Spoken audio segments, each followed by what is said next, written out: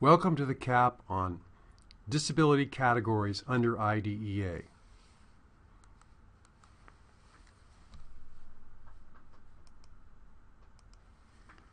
The purpose of this podcast is threefold. First, to explain the process by which children are identified to be eligible for special education services. Second, to overview the 13 different disability categories under IDEA. And third, to contrast the specific IDEA eligibility criteria for one category, autism, from the more general Section 504 eligibility criteria. So first, let's talk about the process by which children are identified to be eligible for special education services. To be eligible for special education services and related services under IDEA Part B, children ages 3 through 21 must have a disability and need specially designed instruction. IDEA requires that all children suspected of having a disability receive a non-discriminatory multi-factored evaluation. Either the school or the parents can request that a child be evaluated for special education.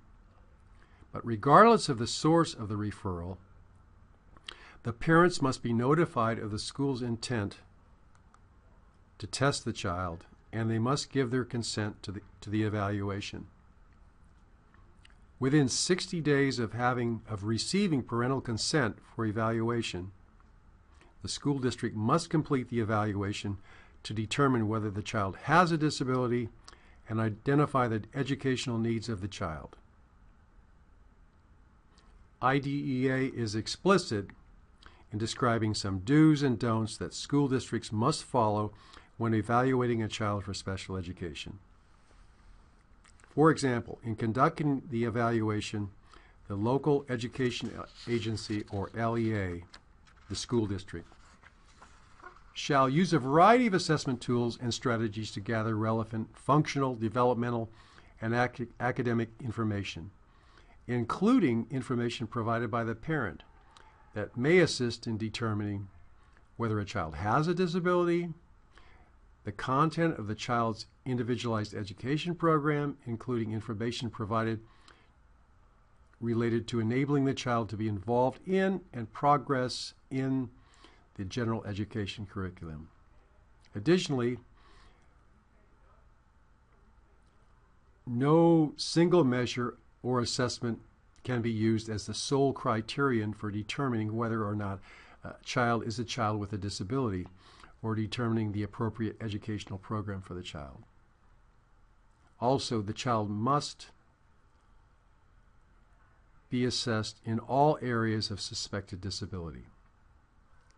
Additional requirements address the specific assessment tools used.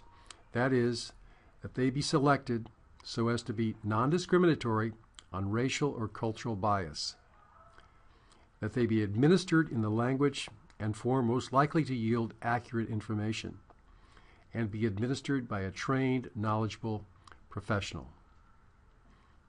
Under IDEA, a child may not be identified as a child with a disability, primarily because he or she speaks a language other than English, or does not speak or understand English well.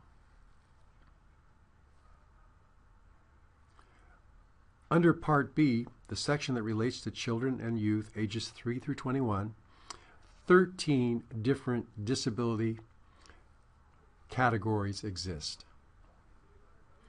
So let's take a look at those 13 categories.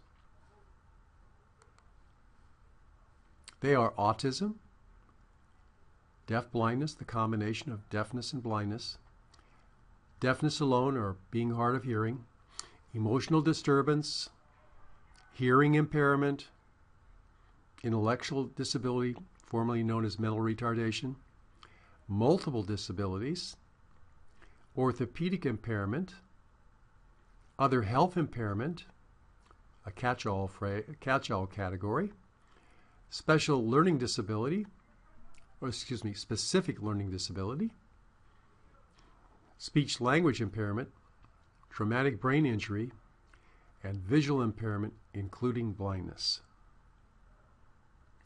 Notice that ADD and ADHD are not listed.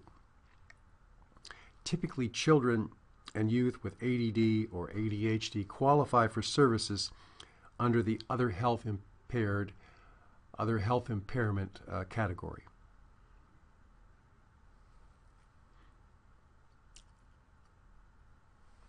Okay, lastly, let's contrast eligibility under IDEA and Section 504 using autism as an example. In order to qualify for services under the category autism, for example, a child/youth must meet the following criteria. Take a moment to read those criteria.